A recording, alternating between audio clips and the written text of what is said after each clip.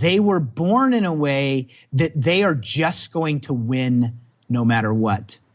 And so those people are not good models to follow. For the rest of us, what we should be doing is we should be creating a safe environment in which we can be as vulnerable as we need to be to not only hold on to the possible, but to actually increase our chances of the probable.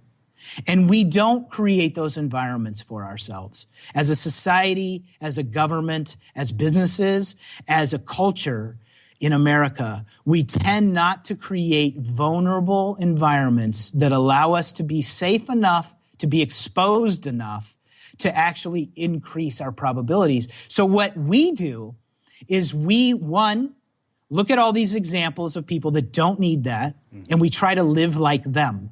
Yeah. And then we fail, and then we experience unnecessary suffering. And then two, we hold on. We can't find the safe places to explore our vulnerabilities and our flaws and the fact that it's not probable for us to be like them. Mm-hmm. So what we do is we go to the safe places. The safe places are the motivational events. The safe places are the places where everyone else is pretending to be happy.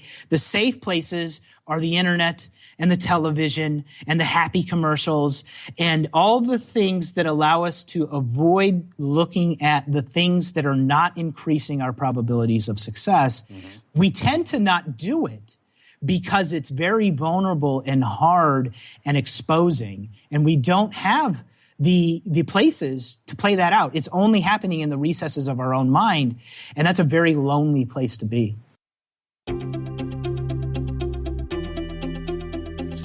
I'm Srini Rao, and this is the Unmistakable Creative Podcast, where you get a window into the stories and insights of the most innovative and creative minds who've started movements, built thriving businesses, written best-selling books, and created insanely interesting art. For more, check out our 500-episode archive at unmistakablecreative.com. In this special two-part episode, Greg Hartle, a mentor and friend who played an instrumental role in the development of Unmistakable Creative, returns to the show for one of the year's most riveting and thought-provoking conversations about how to live well and die well. This episode is filled with so much wisdom. It's like a course in entrepreneurship, creative confidence, and living an impactful life, all in one podcast. Chances are you'll want to revisit it again and again. So let's get to the show. Greg, welcome to the Unmistakable Creative. Thanks so much for taking the time to join us. Yeah, thanks for having me back on. I got to say, I'm a little nervous. It's been a while. Well, it's kind of weird even to have to introduce you to the audience because you've played such a formative role in the development of Unmistakable Creative. The name Unmistakable Creative was actually your idea, and I mean you've been here as a mentor, a partner, an advisor for such a long time, and a friend before that. We met early on, via Twitter when your $10 on a laptop project started. But, as I've gotten to know you over the years, I knew there's so much more to your story than what, people have seen through your avatar on the internet and through this one project. I think we've only seen one dimension of who you are and what you're up to, at least as far as the public is concerned. Mm-hmm. And so this time, really what I wanted to do is a much deeper dive into, your entire story and your entire experience and everything that has led up to where you're at today. So, for people who have no idea who you are, because we do have a lot of new listeners, that have become listeners of the show in the last year. Can you tell us kind of a bit about yourself, your background, your story, and how that has led you to everything that you're up to now? Boy, that's a deep question, and a lot to explore there. But I would start by, first of all, one of the things that has always plagued me is I don't particularly like definitions of a human being. Mm-hmm. I don't particularly like labels and putting in a box because I think human beings are complicated.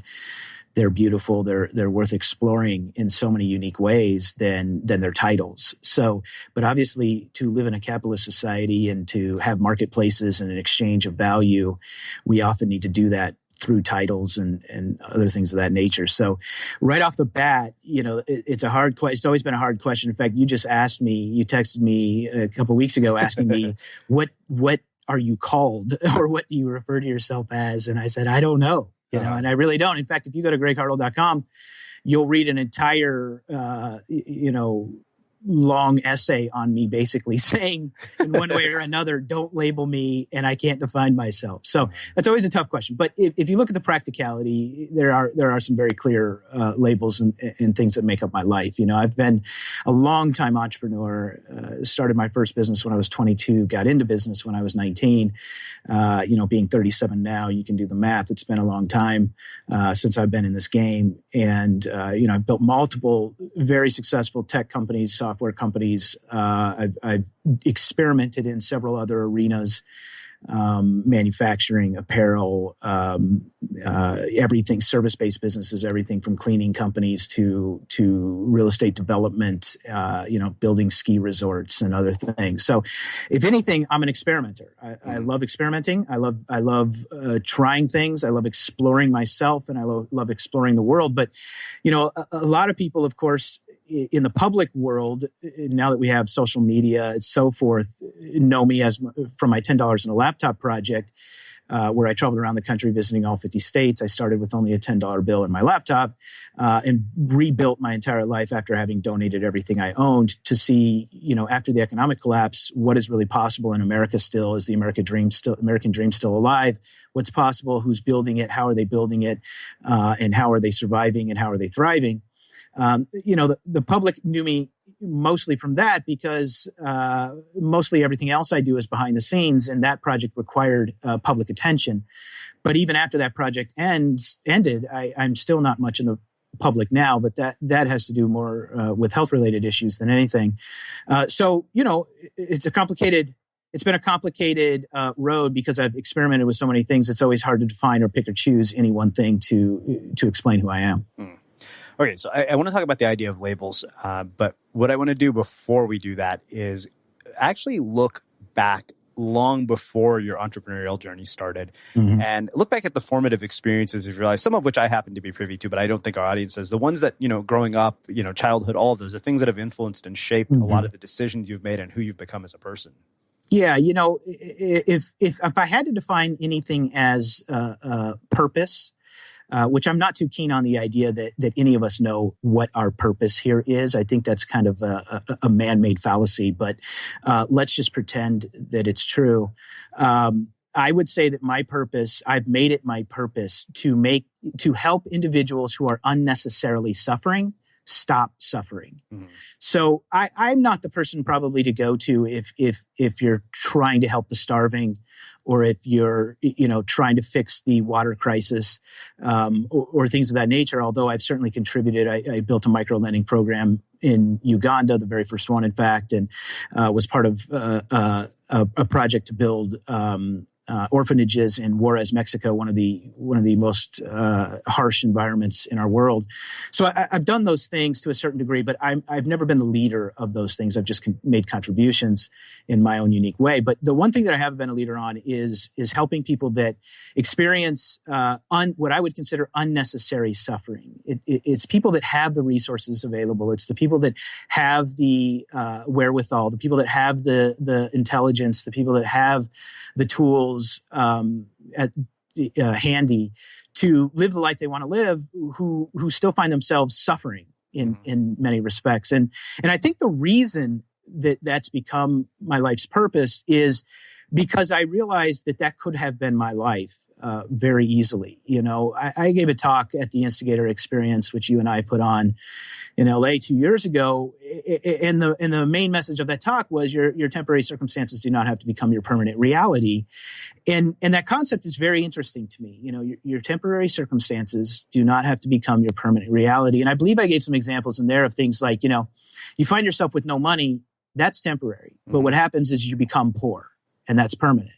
Or you find yourself, going through a breakup, and oftentimes that turns into more of a permanent, I'm unworthy of someone's love or attention, right? So I think that stems from my childhood, really. I had a very rough upbringing. I honestly do not recall a single positive, happy memory from my childhood. And, I grew up extremely poor, and I grew up to a single mother of three who was not educated, who did not go to college, who was literally working, part-time minimum wage jobs the majority of my life.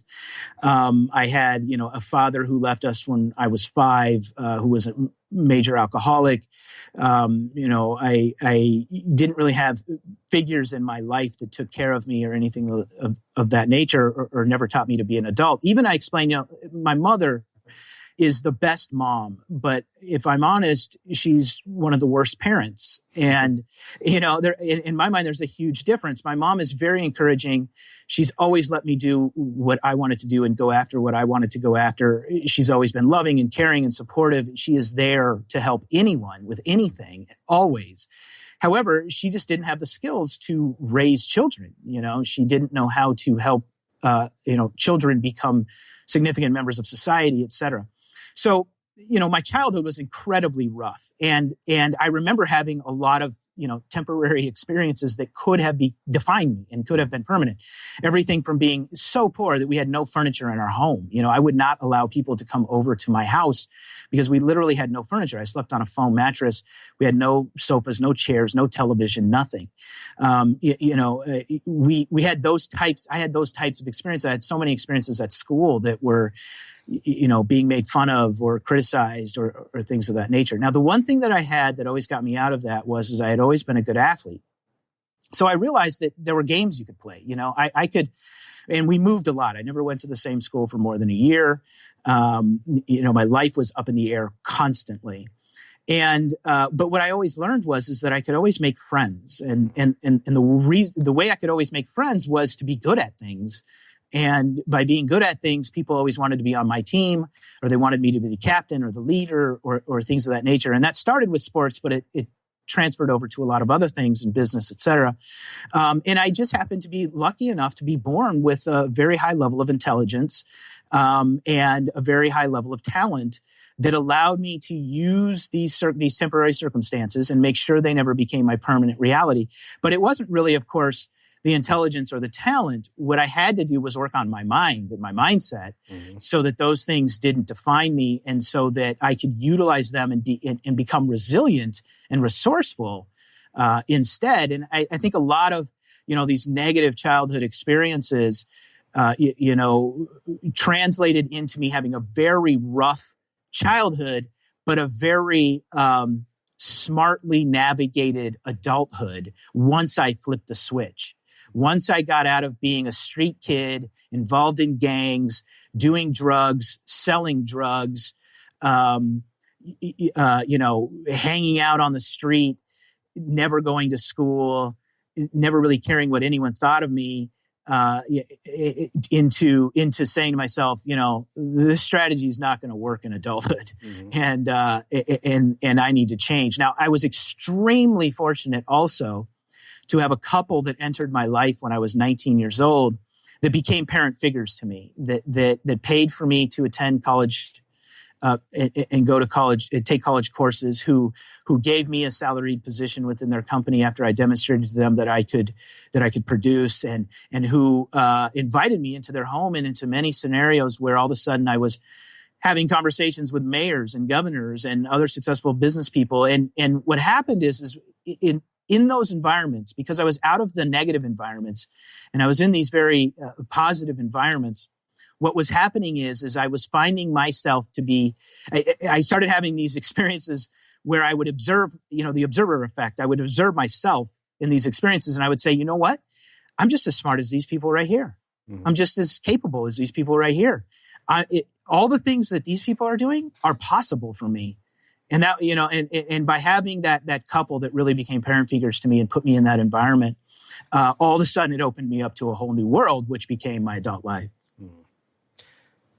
Why do you think that so many people who would come from such a background, hell, even people who don't come from such a background, end up letting temporary things become so permanent in their lives? Like, what causes that, and how can it be prevented? Well, I think if we had the correct answer to that, we would have already solved that problem. And unfortunately, human life is very complicated, and human life interacting in environments is very complicated. So I think it's everything. The honest answer is it's everything. Some people aren't born intelligent. Some people don't have talent. That factors in. Some people get, in the right situation at the right time. Some people have somebody like I had, that enter your life at a formative time who reshape things for you. Mm-hmm. Some people get therapy. Some people, the list is endless. Wes Moore, who is a fabulous author and human being, wrote a book that I don't recall the name of, but it was a book in which he was watching the news one night. And there was a gentleman by the name of Wes Moore, which was his name, mm-hmm. who grew up in his same neighborhood, who was in jail for being part of a murder. And he decided to reach out to the guy and find out what happened in his life. And he wrote a book about it, which basically showed the two paths of both Wes Moores. Because this Wes Moore that was the author was a Rhodes Scholar, was doing work for the White House, was served in the military, was an outstanding citizen by all, external measures. And here you have this other guy, Wes Moore, who grew up in the same neighborhood as him in Baltimore, I believe, who is now in jail for life, responsible for a murder. Mm-hmm.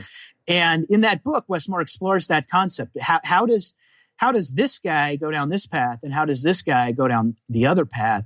It's a very fascinating take. So, surface level, when you ask that question, the answer is everything. The honest answer is everything. And I think it just depends on so many things. Another thing that I do regularly that most people don't know about is I am so attached to human suffering that when I see human suffering, I have to be involved and I have to go there. To the point where, after 9/11, I went to New York. After Hurricane Katrina, I went to New Orleans. Recently, after the shooting at the Baltimore church, I went to Baltimore. After Ferguson and Mike Brown's killing, I went to Ferguson. I don't really talk about these things because I don't go there to do anything in a formulaic or a formal manner. I'm not part of an organization. I'm not an activist. I'm just a human being. Mm-hmm. And I'm a human being that recognizes there are people in these situations that are unnecessarily suffering. And, in our country in particular, there has to be ways in which we can leverage the things that we have available to us to stop the unnecessary suffering. And I wish, honestly, in many ways, I was not attached to that, because I think it affects me. I think it's actually why I've experienced so many health challenges that I have, mm-hmm. because I am deeply attached to that human suffering. And so, when I go to these places, I ask that very question. I talk about, and I ask them, why do you think this is? Why do you think this has become your permanent reality and become your life and become this neighborhood's life and become the city's life? And we explore it. But the thing is every situation is unique and different, and there is no right answer. Mm. Hey, business owner, did you know that over 4.2 billion people are active on social media now? That means if you want to connect with your customers and find new ones, you need social. Hootsuite is the must-have tool for managing and growing your business on social. You can schedule content, publish posts, and track your success all in one place. Millions of businesses around the world are already using Hootsuite. Now it's your turn. Go to Hootsuite.com/30free to start your free trial and get 50% off your first year. That's HOOTSUITE.com/30free for a free 30-day trial and 50% off your first year. I guess not every job can ignite your curiosity about the possibilities of tech, but a job with ThoughtWorks can. ThoughtWorks is hiring for roles across the U.S., from senior and lead developers to data engineers, infrastructure consultants, and more. They're looking for talented technologists to join them in revolutionizing the tech industry. Make your mark. Learn more at thoughtworks.com/careers. Man, well, I have a feeling this is going to be a very long conversation based on some of what you've said already. I'm up for it. One of the things that's really interesting to me is the sheer variety of human beings that you have been exposed to in your life. I mean, criminals to, mayors to successful entrepreneurs. And amazingly enough, what I'm really interested in is, what kinds of lessons about human behavior have you learned from people that, we would consider sort of the lower rungs of society, like criminals, and being in a place like Juarez and getting to do that kind of stuff? I mean, what are the lessons in psychology and human behavior that you have learned from those people that have impacted the way you interact with all these other people? Well, I think, one of the things first and foremost that applies to every area of life is that as an individual, it is very difficult to overcome the circumstances of your environment, of your immediate environment. It is very hard to have willpower and discipline and to have a self-awareness about who you are and how you're being in every environment. It doesn't matter if the environment is positive, negative, happy, sad. Most of the time, human beings react and act in, by and large, the way the environment with which they're around is acting. Mm-hmm. And it takes incredible fortitude to be a real leader in an environment. It takes incredible fortitude to have a different opinion, to simply just have a different opinion internally without actually even exposing that externally. It doesn't matter the scenario. One of the biggest things that I teach to other entrepreneurs is that very thing. If you really want your culture and your business to change, if you really want the human beings that work for you to be very high performers, you have to remember that every human being mostly succumbs to their environment. You could watch the presidential debate where there's 13 different people on the stage that are, type A personalities. These are, by and large, what would be considered externally, at least, successful individuals, governors, mayors, senators, CEOs, whatever your label is. And even they, when they are in an environment, will basically come down to that environment and behave in that way. And that's just being a human being. And so to have the level of consciousness that is required to always be self-aware and to really be a true leader that has a strong personal opinion, whether it's an agreeable one or not, given that environment, is a very difficult thing to do. So when you ask the question, what can you learn, or what would you learn from, criminals or drug dealers or anyone of that nature, it's actually all the same. You learn the same things from CEOs and mayors and everyone else. What you learn is it's very difficult to be a unique human being. And when you decide to be one, you can actually rise above your environment. Very difficult, but you can do it. And when you do, you have to recognize that by and large, you will always be perceived as a threat. And it will become even harder the more you try to be a unique human being. But if you're committed to that idea, you can shape things. Mm-hmm. You can shape your neighborhood. You can shape your business. You can shape the world. It takes that right balance of crazy, ambition and willpower and fortitude with, a little bit of sane understanding of the environment you're in. Uh-huh. And it's a very delicate process to go through. If you're the lead gang member, you have to be careful, because on one hand, you have this balance of, hey, I'm in charge here. I'm the lead guy. On the other hand, everyone literally wants to stab you in the back. If you're the CEO, or if you're somebody that wants to put people on Mars, on one hand, that's really awesome. Uh-huh. It's crazy that you have that ambition. On the other hand, you're an incredible threat to the status quo. Uh-huh. And so you can learn the same thing from everyone, which is overcoming environments are incredibly difficult and require an incredible amount of strength internally, emotionally, physically, mentally. But when it's done, and when it's done well, balancing the crazy with the clear understanding of what you're currently battling, what the status quo is, you can shape your environments. You can shape your house. You can shape your home, you can shape your neighborhoods, you can shape your community, you can shape your businesses, you can shape anything. It's interesting because I'm listening to you say all of this, and it just kind of is almost mirrors the journey that you and I have gone on together as Unmistakable Creative came along and kind of evolved into what it has. And you and I were just talking even before we officially hit record here about the Hatching Twitter book and how all these things that happened, you're just kind of stunned by when you look into it, like the amount of human conflict that took place between people who are Silicon Valley folk heroes. That's right. That's right. Humans have to create meaning out of chaos, or we would panic in every situation, whether it's a four-way stop at an intersection or building a business or, solving climate change. It doesn't matter the level at which the problem exists. It's all chaotic because that's nature. Nature is chaotic. Walk outside.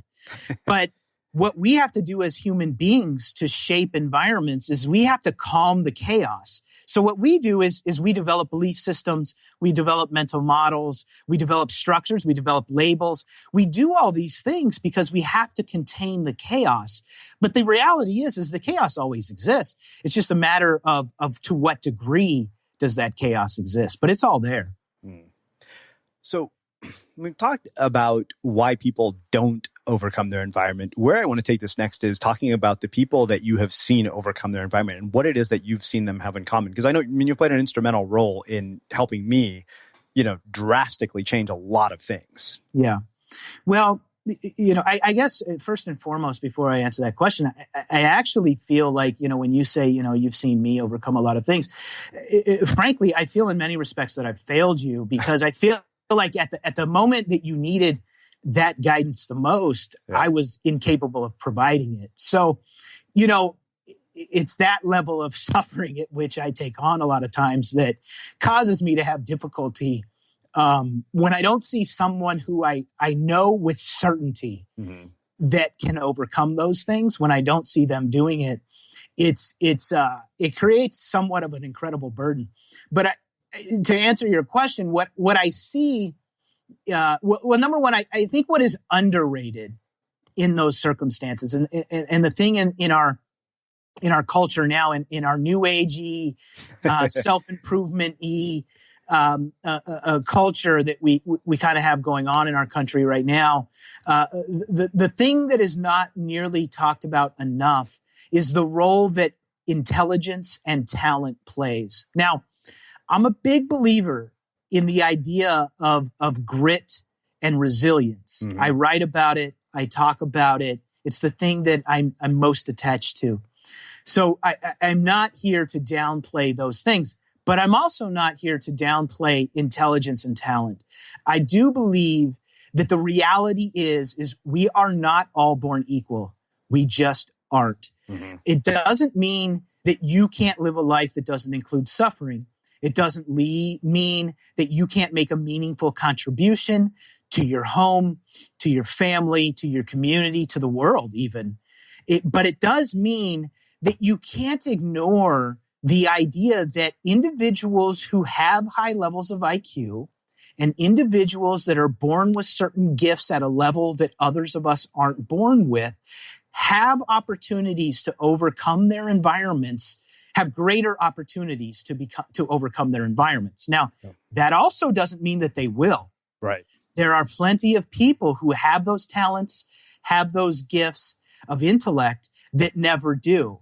But if you're looking at the difference between what is possible, between what is versus what is probable, it is the probability goes up the higher your IQ and the more talented you are. So I just want to put that on the table because I hear conversation after conversation and book after book and interview after interview in this kind of new agey world that we live in, where that is just merely off the table. And in my mind, if it's not on the table, we're not being truthful with ourselves. Now, putting that aside, the things that make the ultimate difference are things such as self-awareness, the capacity to train yourself to know context, to understand who you are in the relation of this environment.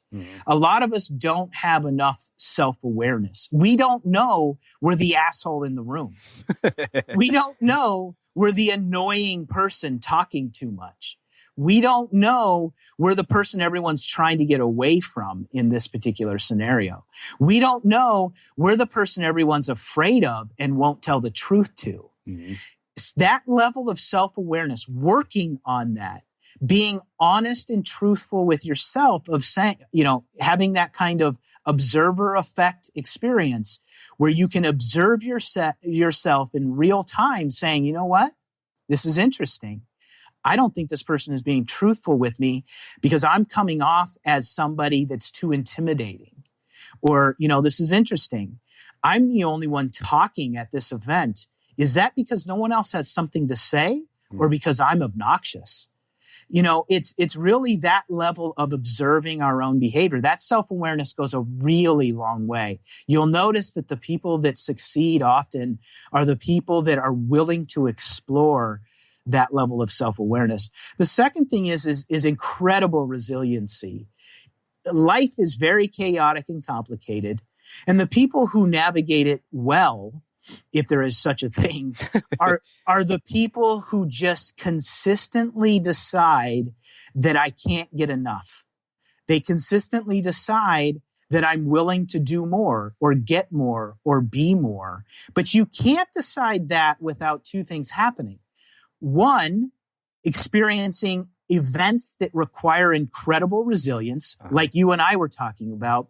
I have consistently told you personally, the problems don't go away, they only magnify. What changes is your capacity to handle them. Yeah. So it's your capacity to handle them with resilience and grit, and having the wherewithal to, or the commitment, to make the sacrifices necessary. So those three things are the things that I see most in people, either the ones that don't succeed or the ones that do. They have decided, I'm willing to make these sacrifices. I've talked to you about this. I've said to you, when you set an intention, also write down what is the anti-intention. Right? So set a goal. You want $1 million? Great. That's the goal. Now write down all the things that are going to suck about having $1 million. Because there will be plenty of things that are going to suck about having $1 million. You want to be on TV? Awesome. You want a television show? Fantastic. Yeah. Now write down all the things that suck about you having your own television show. Like you can't go to a restaurant anymore. Right? So the idea of doing that is to recognize these are all the things I have to sacrifice to do this. Because what we tend to do is we tend to live in a world in which we're unwilling to make those sacrifices. And that only causes us unnecessary suffering. And that's the suffering at which, that I explore and try to resolve. Wow. So you say you failed me. Just as, for any consolation, it led to a really interesting chapter of this book that I'm writing. But I think let me point that out though. Yeah. That's a perfect example of resilience, right? So you've decided to use that experience that you had last year, which was a very difficult personal experience for you to go through.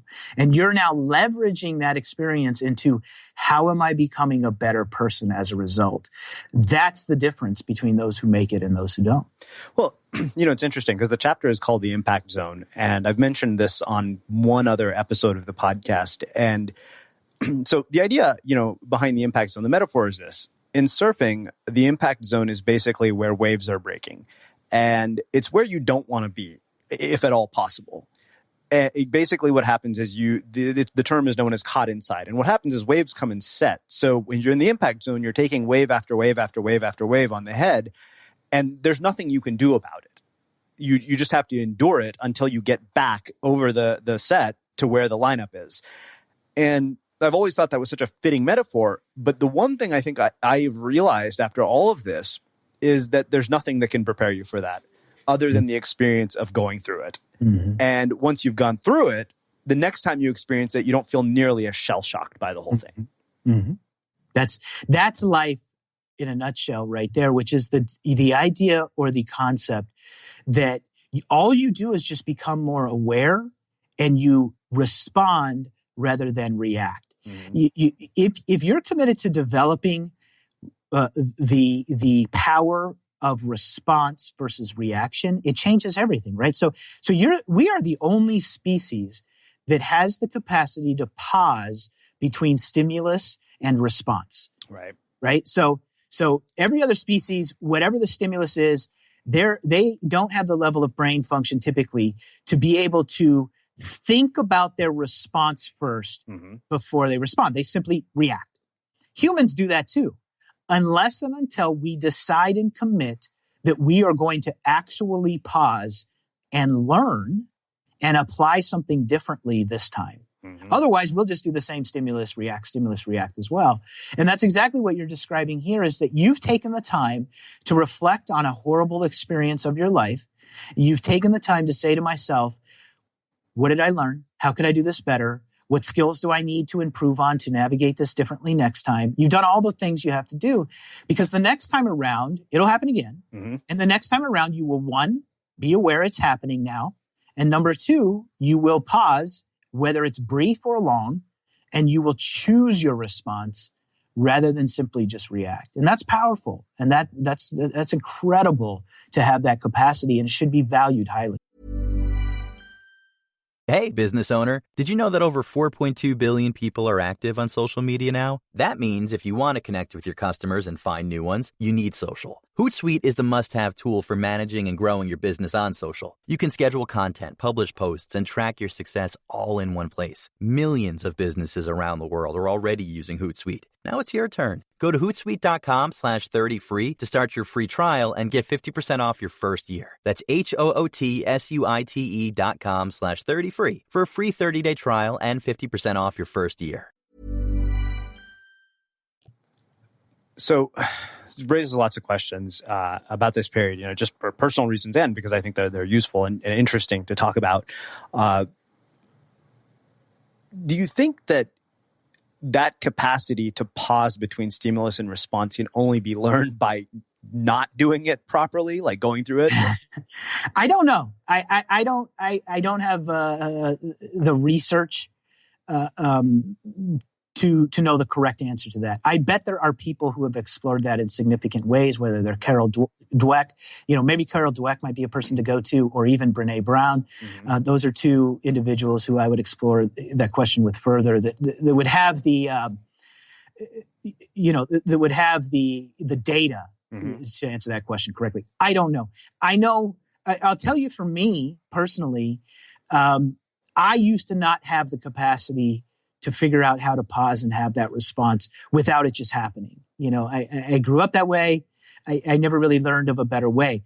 I'll tell you, for me personally, what has changed is meditation. So when I started meditating when I was 23 years old, I went 10 straight years having never missed a single day of meditation.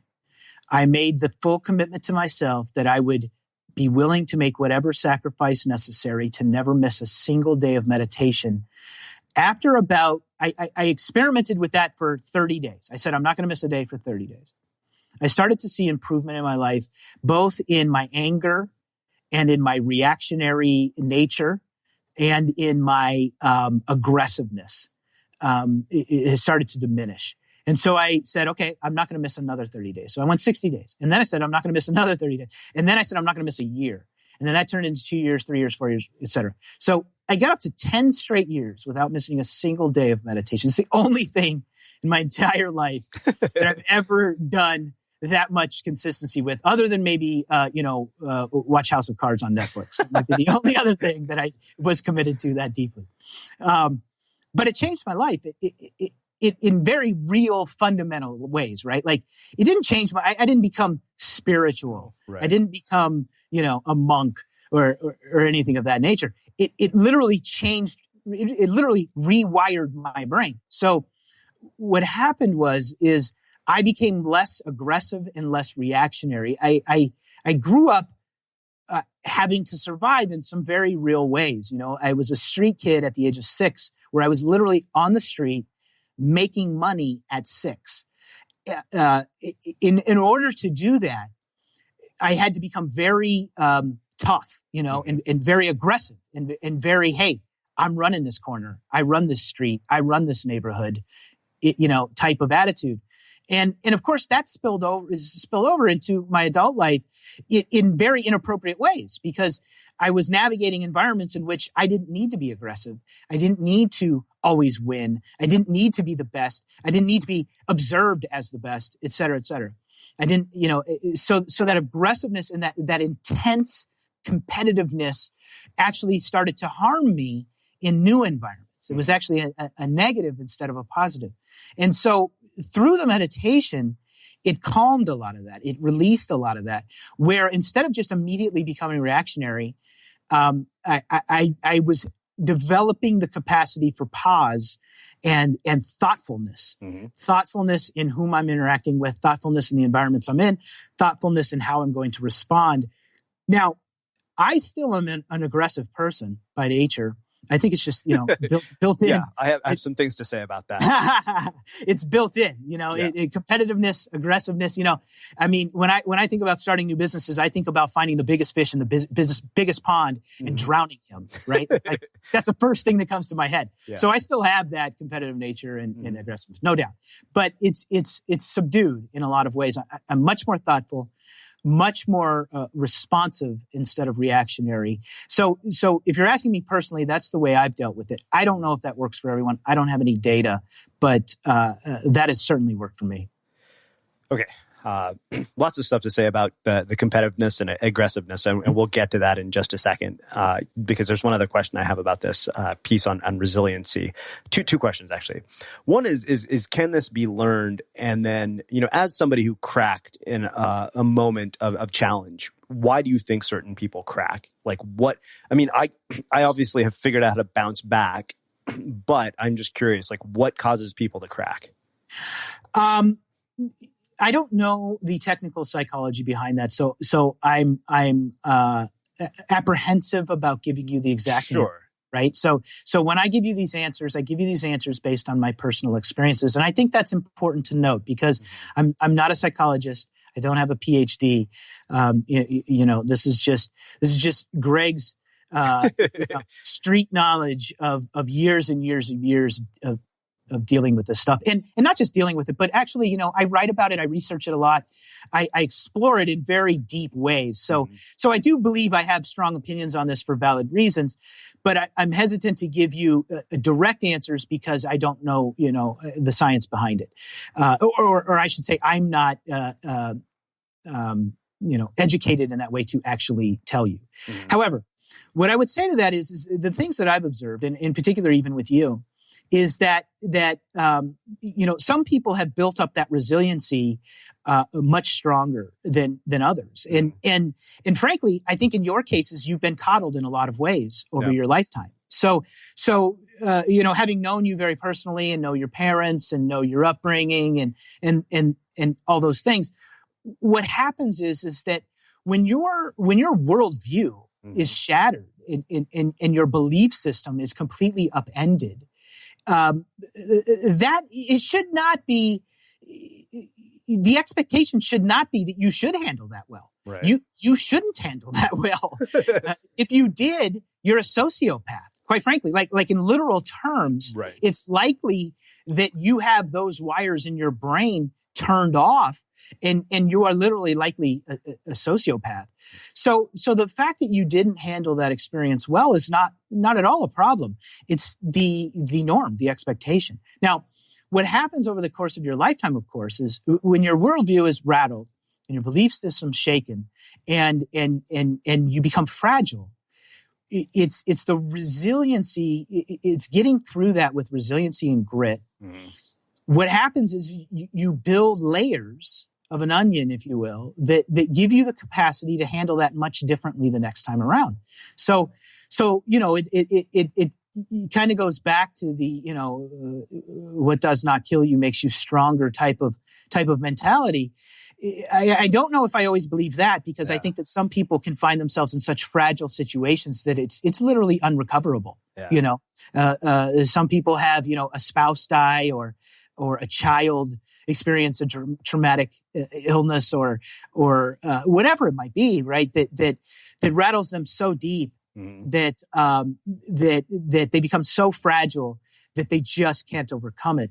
But I do believe, by and large, most things that us as human beings experience are overcomable. And what happens is we experience this major shakeup, and we're very vulnerable for a period of time, and we're very fragile, but we slowly come out of it. You have your first real breakup. What do? You don't leave the bed, you don't leave the house, you eat the ice cream, you cry a lot, you consult your friends to cry on their shoulder, et cetera, et cetera. But eventually you pick yourself up and you realize, you know what? I got to get the abs back. I gotta start reading again. You get yourself in the gym and you start exercising, and you hang out with your buddies again, or you call your girlfriends and you have a girls' night or whatever it might be, right? You start to get yourself back on your feet slowly, and you allow yourself to repair. And then you start being vulnerable again, and you start putting yourself out there. But that happens with a significant amount of resilience, and that's definitely learned. That some people are born with different levels, but it's definitely learned. It's a learned behavior and mindset. Yeah. Well, so I want to talk about the intensity because I can't help but comment on this. I've gotten to see the byproduct of that intensity, and it's funny because I saw it in two situations, and one was in building the Unmistakable Creative. Brad, who can attest to this, will absolutely say that this is true, and anybody who worked on it can say that. Mars Dorian as well, and then of course on the Instigator Experience, and the way. It's funny because that process has really kind of been fundamental to how we do everything. The question, I always say, I'm going to regret the day I came up, with the idea of Unmistakable, because literally even, the woman who's coaching me through writing this book, every question says, how does this relate to being unmistakable? Anytime I start to meander with the book. And the way I describe this, is that you will hate the process, but you will love the result. And, that sort of mindset has infused every single thing that we still do to this day. I mean, even this whole Pancake series, The Compass, which was a collection of essays that we did and gave away for free. I mean, I must have, made our layout and design person do 100 iterations of it. And we were making changes the last day. And a lot of that came from you. Yeah. It's funny you say that because in some ways I'm just built that way. In other ways, I do that by design because I believe in such a high level of excellence. I am so committed to such a high level of excellence in everything that I do that I'm a maniac. I mean, literally, like the truth is I am not a pleasant person to be around. I'm really just not, and I'm accepting of that, and I'm hopeful that the people that are close to me are accepting of that, because in order to be close to me, it's an experience, as you can attest to. Yeah. There's many times where you and I are together and I don't say a fucking word to you. I remember and it's that uncomfortable. One day. Yeah. And it's not pleasing. And but what's going on in my mind is so intense, and you're going to experience the positive outcomes of it if you just give me the time and space to produce it. Right. So I recognize, my good friend Elizabeth, we were at dinner recently and we were with one of her best friends, and her best friend asked, in one word, how would you describe Greg? And her word was intense. And I think that's an accurate word. And intense doesn't mean mean or brutal or disrespectful. Intense means I feel everything at such a high level that it's intense to be around me. It's everything is going to be so masterful and so magnificent and so amazing and so phenomenal and so excellent. It's intense. It's really, really intense. And I feel that. I honestly believe that I am going to die young because of that intensity. I really do. And I've come to terms with it. I'm okay with my intensity because I believe that the byproduct that I'm going to leave behind will be so much greater than if I worked on lowering my intensity, which I could do. I could take on the challenge of lowering my intensity, but I don't believe that the impact I will make on this world will be as great if I commit to the idea of accepting my intensity and harnessing it in ways that produce meaningful, long-lasting contributions to the people in my life and to this world. And that's the commitment that I've made to it. And you've seen that up front. Oh, yeah. where I am relentless. That's probably the best way to put it with it. And it's all for the end product. It's all for the outcome we're going for. And if we can agree that we all want that outcome, Mm-hmm. and there's any way you can bear me, which for a lot of people, frankly, they can't, and parted ways, you know, and that's okay. And many people even that I've remained friends with, but I don't do work with, or, you know, we're friends, but we're not super close friends, or whatever it might be. Right. Yeah. You know, it's that level, you know, what is the degree of intensity we're going to endure? Yeah. But I'm committed to that. I think it's an accurate representation that I'm an intense person, and we have to arrive at a place, if we're in a relationship together, whatever level of relationship, that we're okay with it, that we're going to be okay with it. And that's not an easy thing to do. No, it's not. And like you said, I've experienced it firsthand. And it's interesting because with Brian, I get the same commitment to excellence without the intensity. And it's a really interesting contrast to see the two of you. Right. But, you know, I mean, we still, you know, we look at everything we do through that lens of Unmistakable. You know, the commitment that we've made to put out a quality product week after week. It's like, you know, we'll look at something and our filter has been, okay, if we don't feel it, nobody will. And I remember one moment very specifically, and you might remember this.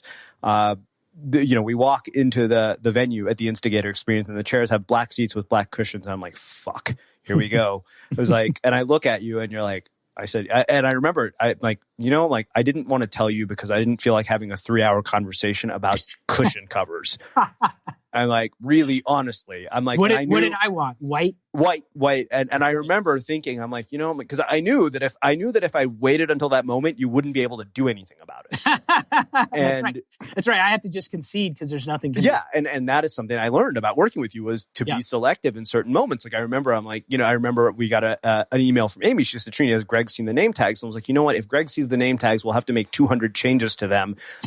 They're good. Trust me, they're up to his standard. That's right. And they were. And you know, what was interesting is, you know, when I look at what we put together and I look at that event, and anybody who's there can describe this for you, I think we completely shattered the standards by which people were used to experiencing an event.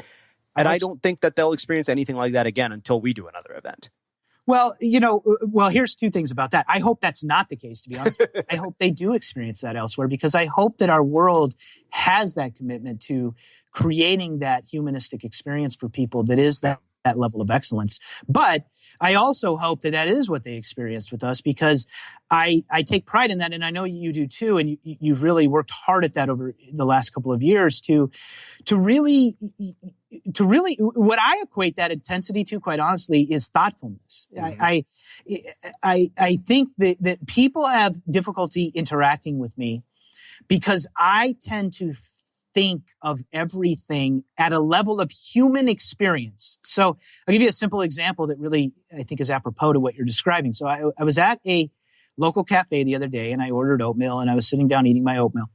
There was an older couple having a meal, and they ran out of coffee. And at this particular establishment, it's self-serve. So you go up to the coffee machine up front, and you get a refill. A woman was walking around cleaning tables, and the older gentleman, was there with his wife, and he said, I'm out of coffee. Is it possible to get a refill? And she said, yes, it's self-serve. It's up there at the front of the room.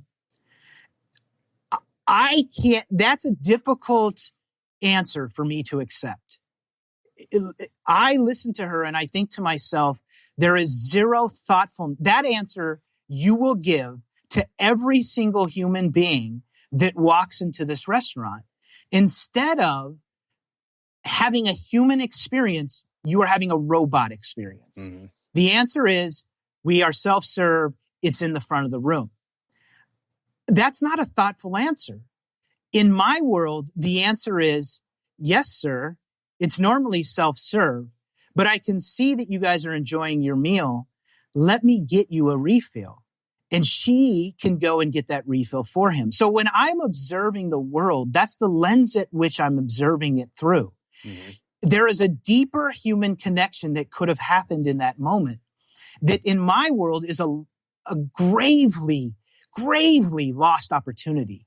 Mm-hmm. The human connection that woman could have had with that man would have been profound in their lives going forward. I really, truly believe that. A lot of people will think, who gives a shit? Just get the coffee. I believe that as humans, our brains are wired in a way that we get to have profound experiences all the time. So when I observe that experience, I'm actually in pain for both of them because I feel like they're not having a profound human experience. It was a robotic response and it could have been profound. And that's kind of apropos to how I see the world. And it's actually why I don't do well online and actually why I don't do well with labels. Uh-huh. Listen, if you want to invite me to come over to your house and sit in your living room and have a conversation about your life and my life and your business or my business or the world, I am literally on the first plane out. I don't care if I know you or not. I will sit in your living room and do that. If you want to send me a fucking tweet about some product you've launched, I don't give a fuck. And that's the world that I live in. And it's not that I don't care about the product you launched. Yeah. It's that I have to have profound experiences with you. And I want you to have profound experiences with me. And I will literally spend every dollar I have and every waking moment I have ensuring that we have that, whether we know each other or not, because we're connected as human beings. I'm committed to that, but I can't play the shell game. I just can't play it. And it just doesn't work for me. And that's what you're describing with the Instigator Experience or elsewhere. It's that deep. And, and it's that intense. Well, I got to see it firsthand. I mean, I think the really interesting thing for me, to watch the sort of moments that you helped orchestrate and even infuse, sort of my thoughts and creativity into it, was, every moment you're asking, how do you keep people on the edge of their seat? How do you keep delivering the unexpected? I mean, from the moment they arrived, it was so thoughtful. I think, like you said, every detail is so well thought out, and it's funny because that infuses every single thing that we do now. Yeah, so you can take that. So the question is, to what degree do you do that? For the listener, for the listener listening, saying, "I don't want to be that intense," or "I'm not that intense," or what? You don't have to be, right? So it's about the degree at which you want to have that level of thoughtfulness. And it shouldn't be looked at as a personal attack, right? So your level of thoughtfulness may be different than my level of thoughtfulness. That doesn't make me any better or you any worse or vice versa. It's just the degree you want to make that commitment to the work, right? So as a listener listening to this, the way I would consume this information and apply it is I would just examine. I would say to myself, okay, where do I want to increase the degrees of thoughtfulness in my life and my work, right? Whether that's your website or your customer service or how you're interacting with your children. Just consider that, because it will create deeper, more profound connections. And if you're interested in that, it's just a matter of degree. It's just a matter of applying that to different degrees. Wow. Well, let's do this. Well, let's talk about this idea of resilience and grit and success in a bit more detail. And the direction I want to take this actually is not about, what cultivates resiliency and grit or what, constitutes it or how do we get it. But really, this came from, oddly enough, a conversation that's come full circle. Because I remember this was the night before the Instigator Experience. It was the day before our setup. You and I were sitting around having dinner, and we were talking about the venture capitalist, Chris Sacca. And you said to me that, he had said that nobody thinks that their idea is not the best idea in the world. And it's interesting because I got to hear Chris Sacca on an interview with Tim Ferriss, and I saw him also give a commencement speech. And one of the things that he talked about was this idea of an inevitability of success, which you and I have talked about to some degree or another, that everybody who does something of significance has that. They believe that. and nothing can convince them otherwise. I mean, even Justine, when she talked about Elon, when we talked about the psychology of visionary, she said there's an unshakable conviction and faith. And she said, I don't want to get all deterministic, but that's not something that can be bred or created. It's only you were born that way. I believe her. Yeah, I do too. And so I am really curious. I want to hear what you have to say about all of this. Like this whole idea of an inevitability of success. Is the inevitability of success something that we can learn, or is it just something that some people inherently have? Yes. The answer to that is yes. And so, first of all, let me say this. I absolutely love Justine Musk. And if there's any way she's listening to this, I just want her to know that I highly value her thoughts and opinions on the world. I think she is phenomenal. And for the listeners who haven't listened, please go listen to the interviews that Srini has done with her. I'll be sure to link it up in the show notes. Yeah, please do. Because I really just think that, talk about thoughtfulness. Like she just has a level of thoughtfulness that I admire. So back to your question, your thought on this is, are you born with that, or is that something you can learn, that inevitableness of success? I think it's really interesting because I think it takes multiple shapes. So first of all, I agree with her in that there is a certain fraction of the population that is born with that. And they know it, and the rest of the world knows it. It's Tiger Woods when he's 3. Right. And Tiger Woods when he's 7. And Tiger Woods when he's 10 and 12 and 16 and 19 and 22. Every single time anyone talked to Tiger Woods, it was inevitable Tiger Woods was going to be Tiger Woods. That exists. That's very real, right? It's very real. It exists with people like Elon Musk. It exists with people like Mark Zuckerberg. It exists, with people like Mother Teresa or Oprah, right? They are born that way. They are going to be successful. And what happens, unfortunately, with them is that they are the role models. They are the role models of success. And I believe that's dangerous because while they are models of success, no doubt, they are not real models for the majority of society. And what happens is that our view of success gets distorted, number one. Number two, our views of how to achieve success get distorted. And number three, the ways in which we tell their stories, by and large, do not include the inherent abilities that they have, right? Michael Phelps wins 8 gold medals in a single Olympics. Why? Because he was born Michael Phelps. Now, is that the only reason why? No. So what we focus on are all the other reasons, right? We don't focus on that he's 6'8".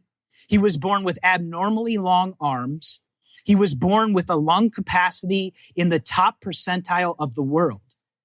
He was born that way. We can't get that. You and I jump into a pool and we flail around, right? We try to hold our breath and it's 12 seconds later and we think the world's going to end, right? Michael Phelps was born that way. But that's not a great story. That's not a 30-minute expose leading up to Michael Phelps' gold medal winning race. That's not the cover of Wheaties or the cover of Time Magazine or Sports Illustrated. It's not going to say Michael Phelps won 8 gold medals, born that way. That's boring. That's not hopeful. That's not helpful to the rest of us, right? So what we do is we paint pictures and we tell stories about all the other things Michael Phelps did, which are very legitimate and completely valid, right? Michael Phelps ate 4,000 calories in a single meal. He consumed 10,000 calories a day. Okay, so immediately now I'm thinking, shit, if I want to be an Olympic athlete, I got to eat a lot more, right? So Michael Phelps swam 6 hours a day. He was in a pool 6 hours a day. All right. Well, shit, I better go over to LA Fitness and hop in that pool today and get in at least 2 hours. And tomorrow I better wake up at 6 a.m. and jump in for 3, right? So what happens is we tell the rest of the story, but we leave out the talent. or we leave out the intelligence. And when we leave out the talent and intelligence, we tell a hopeful story, an inspiring story, a story in which you and I get to hold on to as possibility. But once again, we mistake possibility with probability. Is it possible that you or I could win a gold medal for something? It's possible. Curling. That's right. We're both human beings. I don't know. I could probably do that trampoline thing they do. Maybe you and I could do the luge. Yeah, I'm not exactly. sure. Right? We might be able to find something.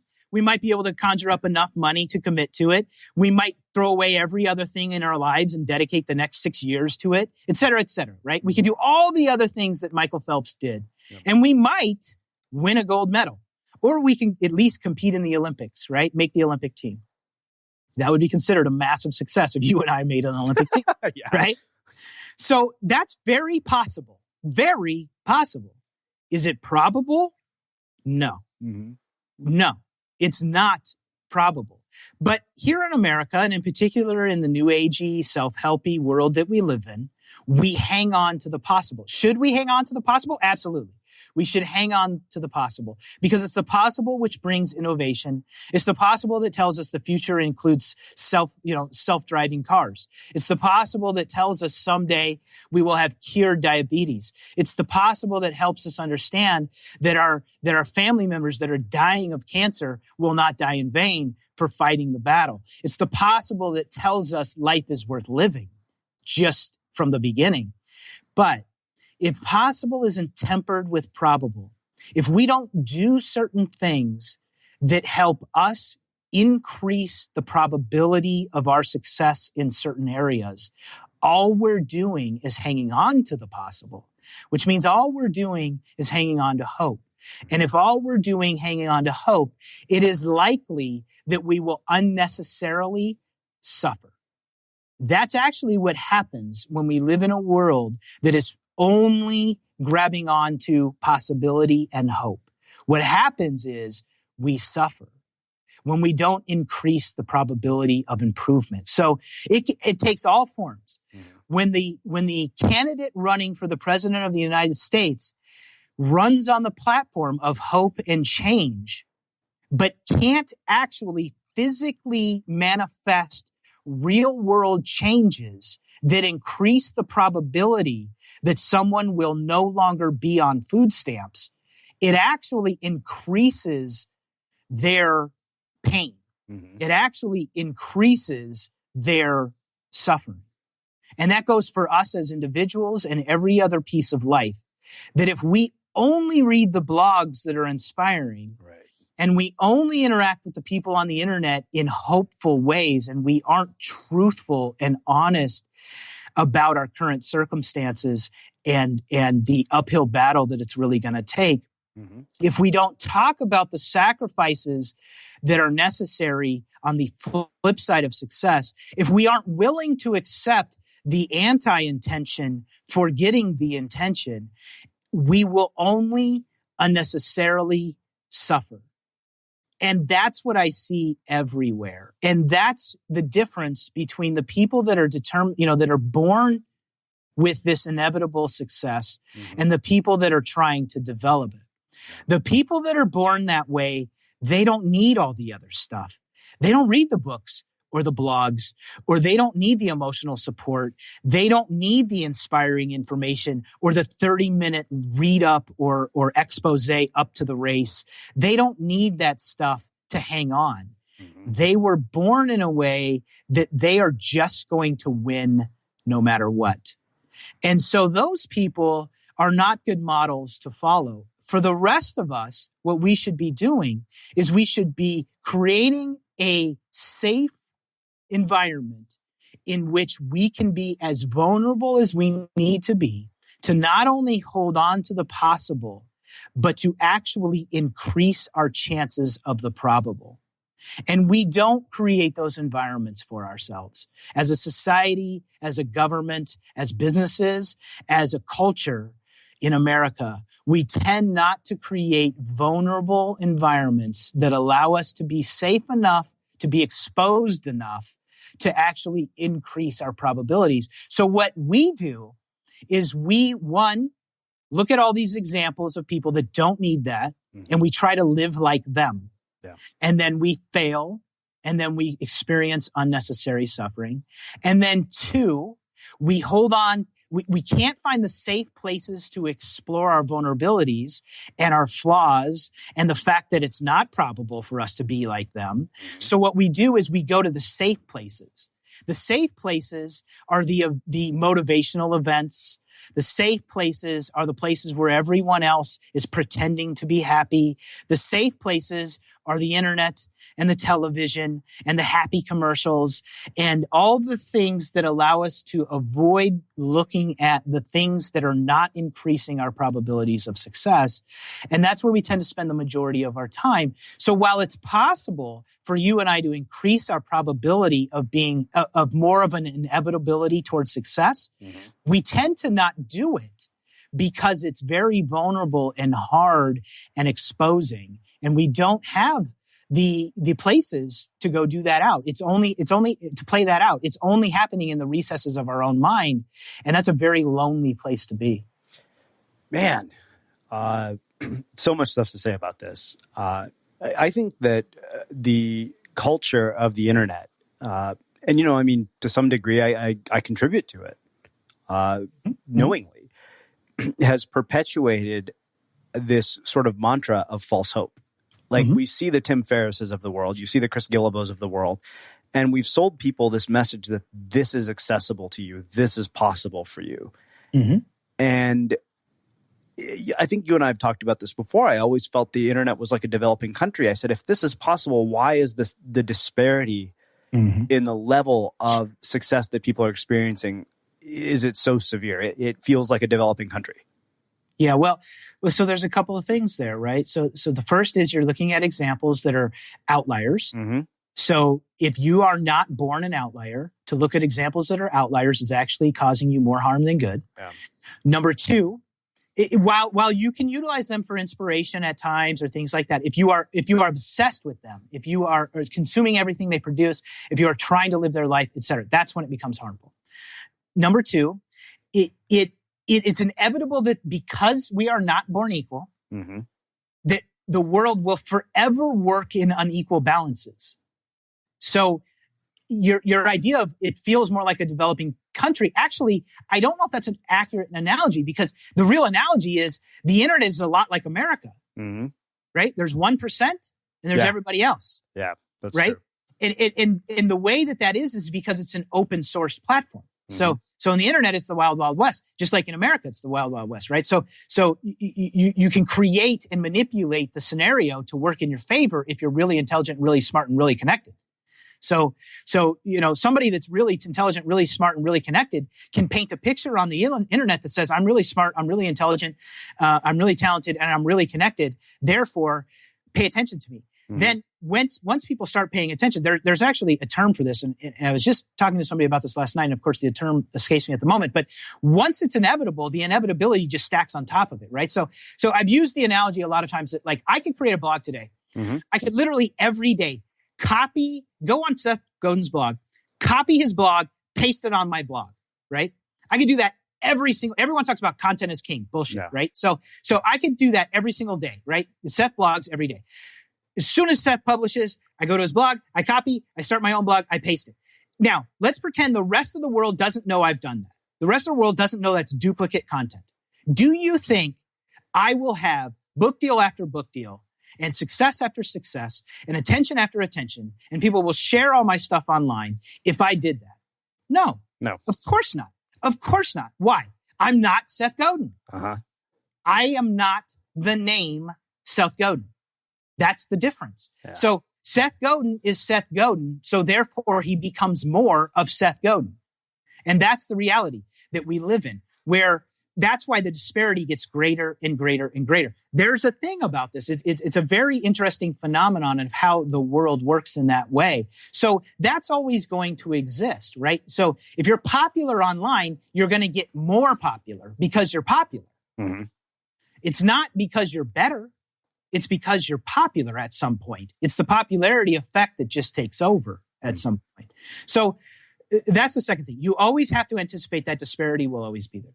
Then the third thing is that I believe that too many people are spending too much time in the possible bubble. Mm-hmm. And they're not doing things to truly increase their probability of success. They don't have enough really smart people, and I mean legitimately, like intelligently smart and deeply experienced people in their lives telling them that's a mistake.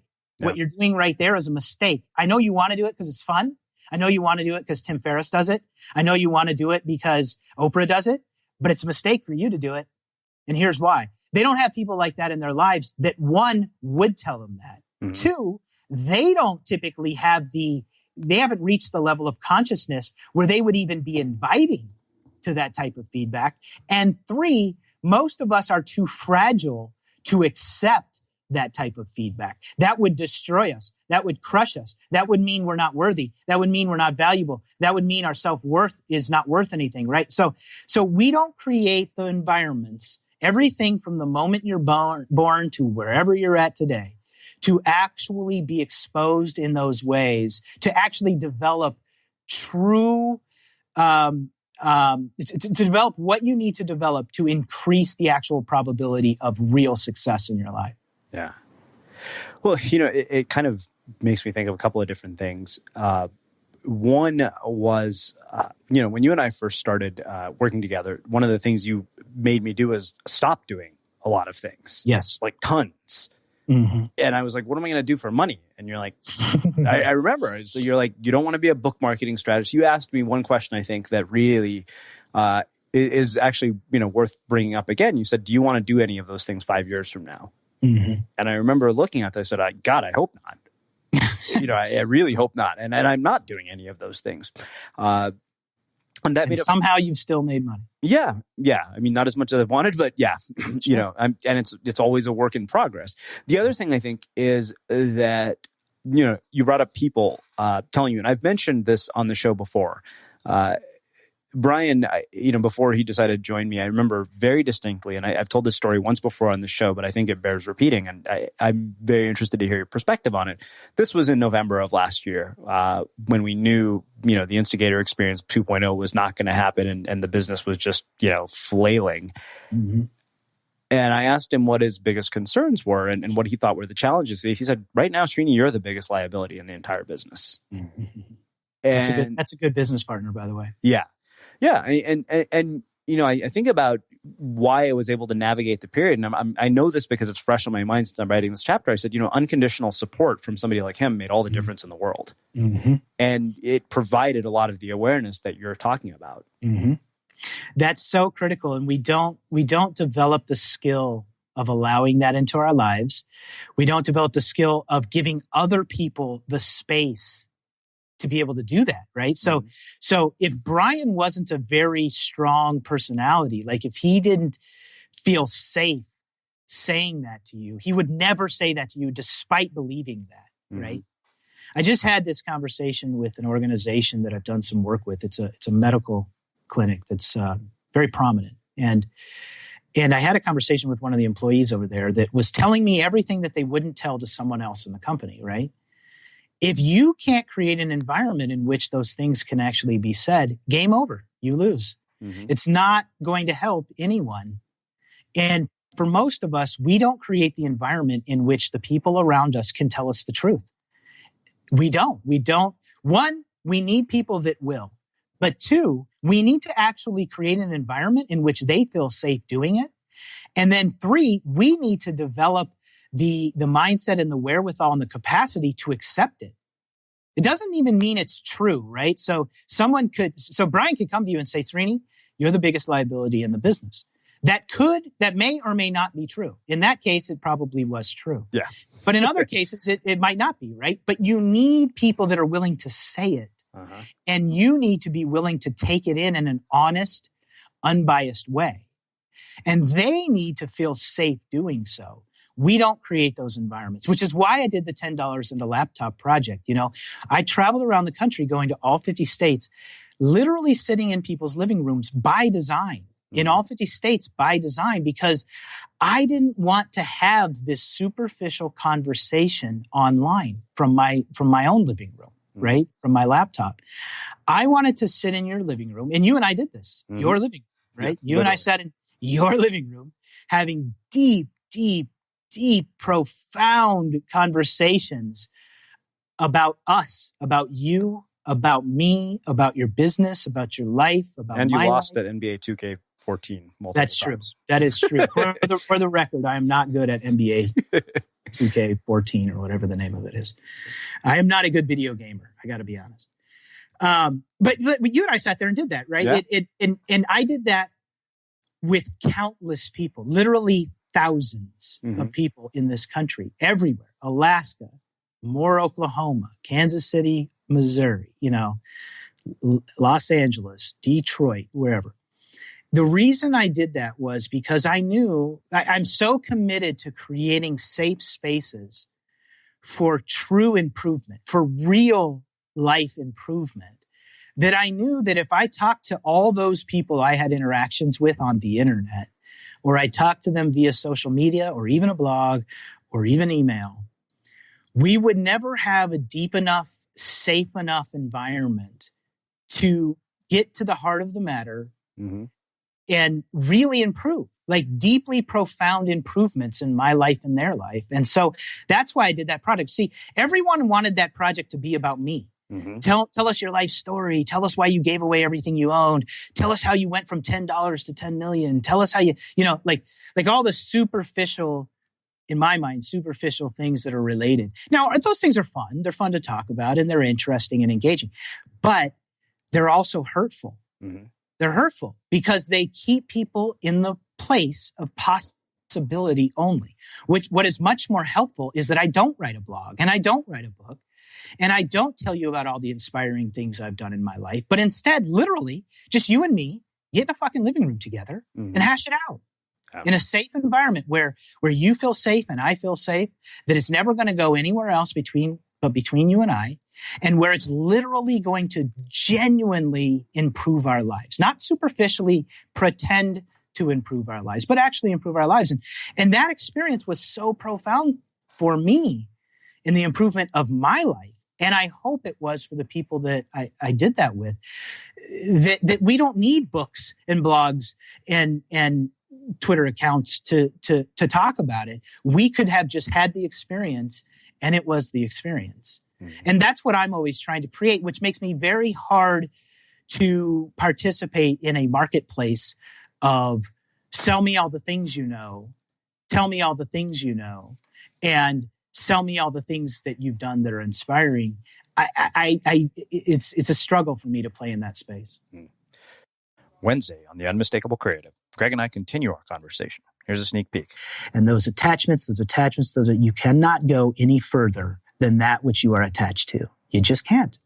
So if you want to go to a new place, let go. Thank you for listening to this episode of the Unmistakable Creative Podcast.